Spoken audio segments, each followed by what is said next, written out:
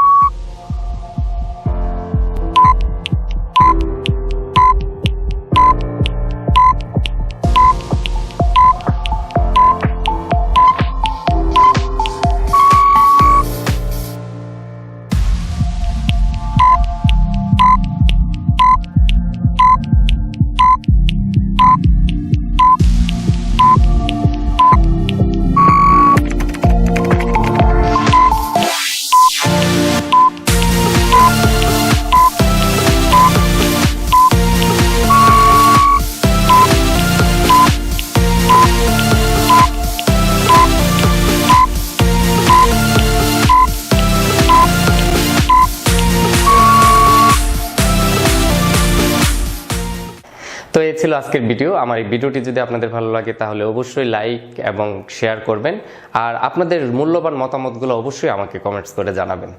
তো দেখা হবে পরবর্তী ভিডিওতে। আপনারা সবাই ভালো থাকুন, সুস্থ থাকুন। আল্লাহ হাফেজ।